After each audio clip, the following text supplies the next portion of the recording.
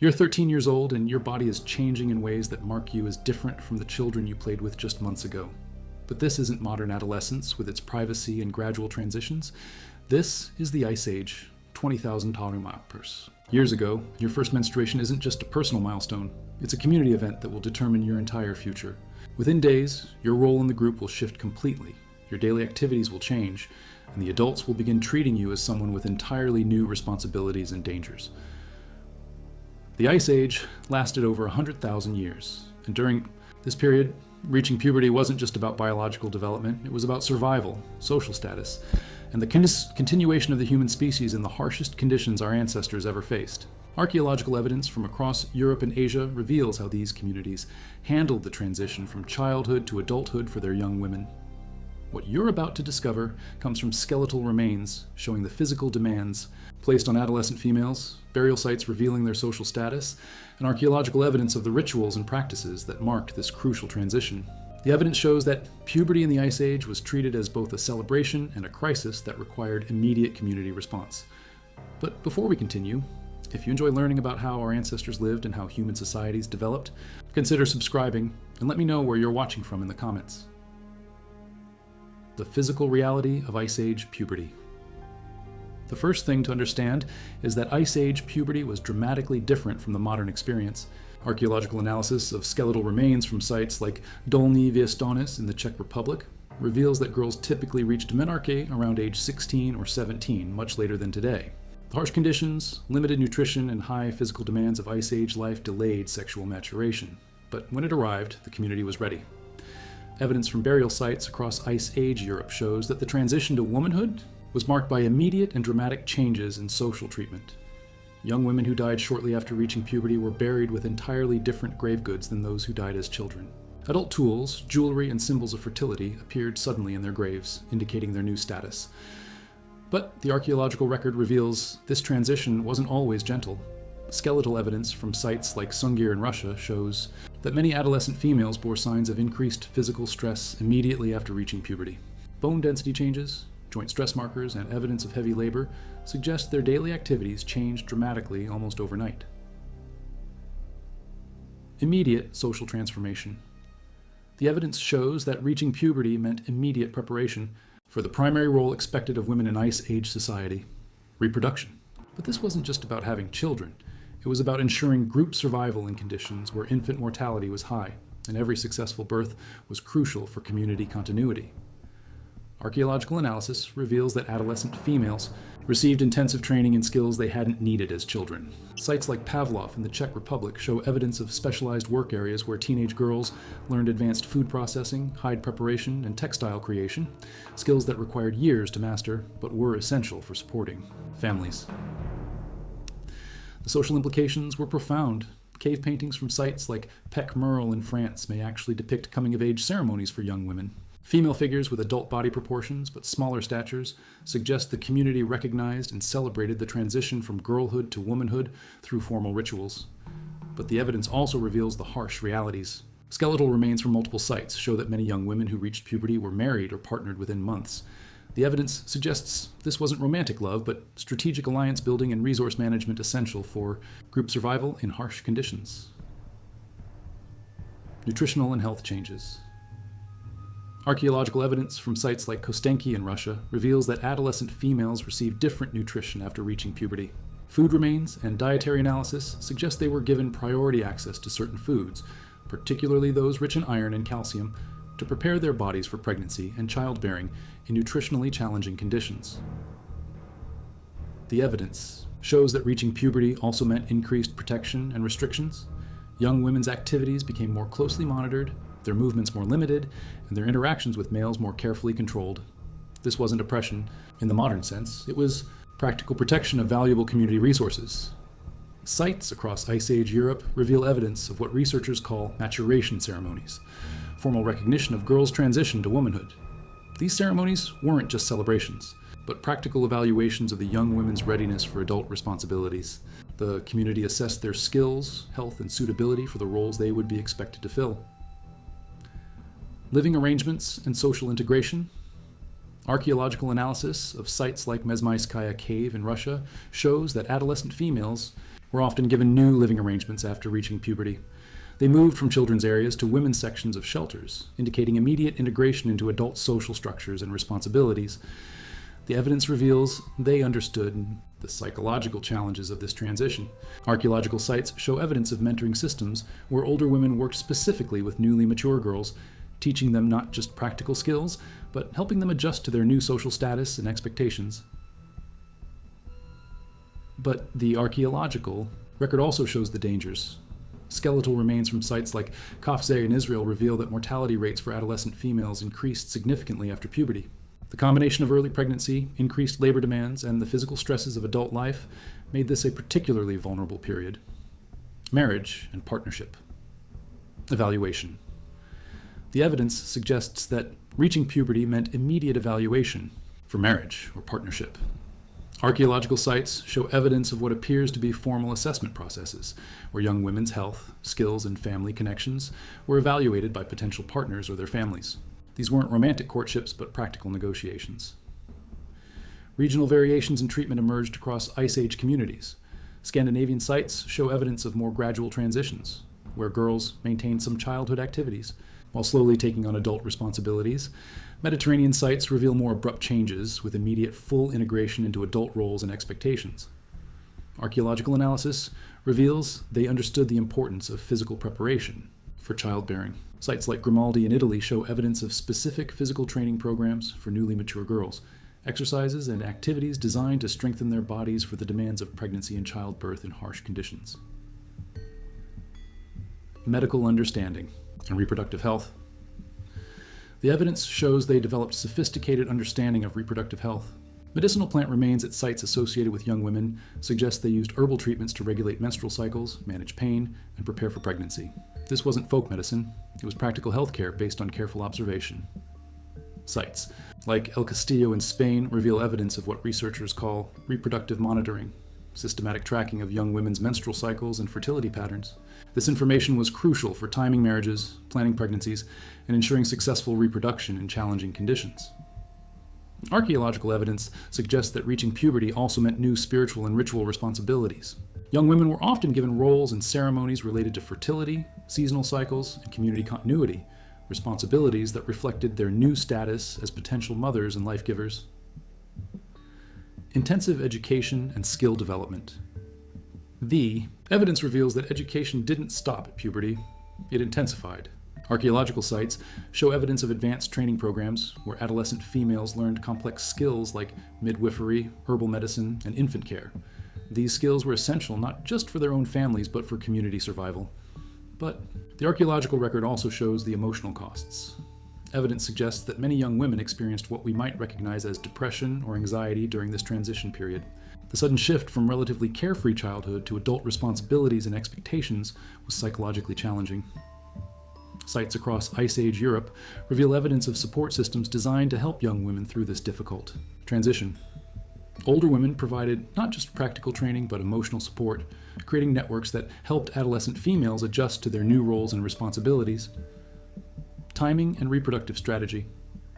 Archaeological analysis shows they understood the relationship between age and reproductive success. Skeletal evidence suggests communities carefully managed the timing of first pregnancies, ensuring young women were physically and socially prepared for successful childbearing before encouraging reproduction.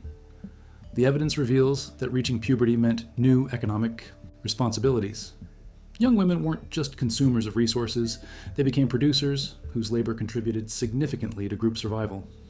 Archaeological sites show evidence of specialized economic roles that were assigned to newly mature females. Sites like Bruniquel Cave in France show evidence of what appears to be formal graduation ceremonies, where girls demonstrated their mastery of adult skills before being fully accepted as women. These ceremonies tested practical abilities, social understanding, and readiness for adult responsibilities. Physical assessment and health evaluation. Archaeological evidence suggests that physical beauty and health were carefully evaluated after puberty, not for superficial reasons, but because physical attractiveness often indicated genetic health, fertility potential, and ability to successfully bear children, crucial factors for community survival. The evidence shows they developed techniques for managing the social tensions that arose when girls reached puberty. Competition for marriage partners, Jealousy between families and disputes over young women's futures had to be carefully managed to maintain community harmony. Archaeological analysis reveals they understood the importance of gradual transition for some girls. While most reached full adult status quickly after puberty, evidence suggests some communities allowed extended transition periods for girls who weren't physically or emotionally ready for immediate adult responsibilities. Clothing, adornment, and social signaling. Sites like Isteritz in France reveal evidence of specialized clothing and adornment for newly mature girls. These weren't just decorative, they were social signals that indicated the girl's new status and availability for marriage or partnership. The clothing also provided practical protection for bodies that were now seen as valuable community assets. The evidence suggests they developed sophisticated understanding of reproductive timing. Archaeological sites show evidence of seasonal patterns in marriages and pregnancies, suggesting communities coordinated reproductive activities with resource availability and environmental conditions. Archaeological evidence from sites like Denisova Cave in Russia shows that reaching puberty often meant relocation within the community, or even movement between different groups. Young women might be exchanged between communities to prevent inbreeding and strengthen alliances, a practice that required careful negotiation and planning. Psychological support and long-term planning. The evidence reveals they understood the psychological impact of early pregnancy. Skeletal remains and archaeological evidence suggest communities tried to delay first pregnancies until young women were physically and emotionally ready, despite the pressures for early reproduction in harsh survival conditions. Sites across Ice Age Europe show evidence of what researchers call maturity markers, specific artifacts, decorations, or modifications that indicated a girl's transition to womanhood. These markers serve both ceremonial and practical purposes, clearly identifying each individual's social status and availability. Archaeological analysis reveals they developed techniques for protecting young women during their vulnerable transition period. Evidence suggests communities created safe spaces, protective relationships, and support systems designed to help adolescent females navigate the dangerous period between childhood and established adulthood. Individual differences and alternative paths. The evidence shows they understood that not all girls were suited for immediate adult responsibilities. Archaeological sites reveal evidence of alternative paths for young women who couldn't or shouldn't immediately assume traditional adult roles, specialized positions that valued their contributions while accommodating their individual needs. Regional. Climate variations affected how communities treated adolescent females. Groups in harsher northern climates often delayed adult responsibilities longer, while southern groups with more abundant resources could afford more gradual transitions and specialized roles for young women. Archaeological evidence suggests that reaching puberty also meant new dangers. Young women became targets for capture by rival groups, faced increased risk of sexual violence, and encountered new social pressures that required community protection and individual adaptation strategies. Sophisticated understanding of development. The evidence reveals sophisticated understanding of individual differences in maturation. Not all girls reached puberty at the same age or developed at the same rate, and communities developed flexible systems that could accommodate this variation while maintaining social stability and reproductive success. Sites like Malta and Siberia show evidence of what appears to be formal assessment of young women's reproductive potential. This wasn't just about immediate fertility, but about long-term ability to bear multiple children successfully, information that was crucial for making marriage and resource allocation decisions. Archaeological analysis reveals they developed techniques for managing the economic impact of girls reaching puberty. Young women represented both valuable resources and significant investments, and communities had to balance immediate needs with long-term planning for their productive and reproductive contributions. Peer support and social dynamics. The evidence shows they understood the importance of peer relationships during this transition. Archaeological sites reveal evidence of age-graded groups where newly mature girls supported each other through the challenges of adapting to adult expectations and responsibilities. Archaeological evidence from sites like Goyet Cave in Belgium reveals they developed sophisticated systems for managing reproductive competition among young women. When multiple girls reached puberty simultaneously, communities had protocols for managing jealousy, competition, and social tensions that could disrupt group harmony. Sites like Cro-Magnon in France show evidence of what researchers call fertility, preparation rituals, specific ceremonies and practices designed to prepare young women's bodies and minds for successful reproduction. These rituals combined practical health measures with psychological preparation for their new roles, social status, and family position. The evidence suggests they understood the relationship between social status and reproductive success. Archaeological. Sites show that girls from higher status families receive different treatment during puberty, including better nutrition, more protection, and more advantageous marriage arrangements.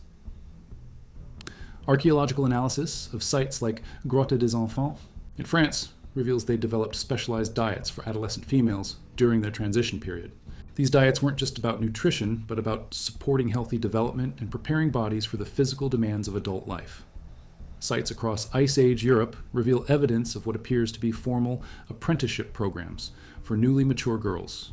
These programs paired adolescent females with experienced women who taught them not just practical skills, but social navigation, relationship management, and survival strategies specific to their new status.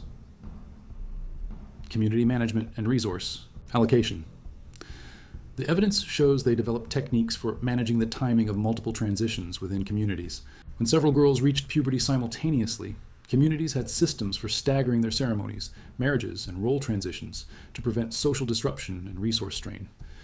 Archaeological evidence from sites like Abri-Pataud in France suggests they understood the importance of maintaining some continuity during the transition to adulthood. While most aspects of girls' lives change dramatically at puberty, evidence suggests communities tried to preserve some familiar elements to ease the psychological adjustment.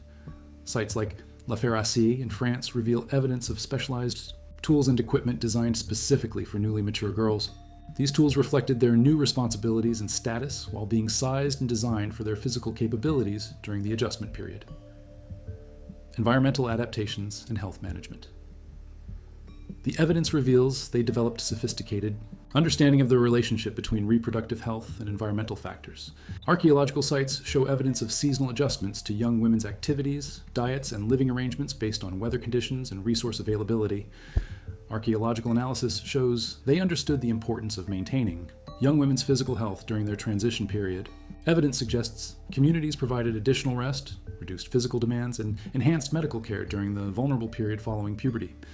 Sites like Pavlin Cave in Wales reveal evidence of what researchers call transition monitoring, systematic observation of young women's adaptation to adult roles. This monitoring allowed communities to identify problems early and provide additional support when needed.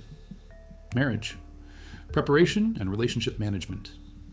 The evidence suggests they developed techniques for managing the psychological stress of arranged marriages and partnerships. Archaeological sites show evidence of preparation programs designed to help young women adjust to relationships with partners they might not have chosen themselves. Archaeological evidence from sites like Grotte de Gargas in France shows they understood the importance of maintaining family relationships during the transition to adulthood. Despite the dramatic changes in status and responsibilities, communities developed ways to preserve connections between newly mature girls and their birth families. Sites across Ice Age Europe reveal evidence of specialized protective measures for young women during their most vulnerable period. These measures included modified work assignments, enhanced security arrangements, and social protocols designed to prevent exploitation or harm. Advanced community planning. The evidence reveals they developed sophisticated understanding of the relationship between reproductive timing and resource availability. Communities coordinated marriages and pregnancies with seasonal cycles, ensuring young women had access to optimal nutrition and support during critical periods. Archaeological analysis of sites like Hohlefels in Germany suggests they understood the importance of gradual role assumption for newly mature girls. Rather than immediately expecting full adult performance, communities provided transition periods where young women could gradually assume their new responsibilities. The evidence shows they developed techniques for managing the social dynamics created when girls from different families reached puberty at different times.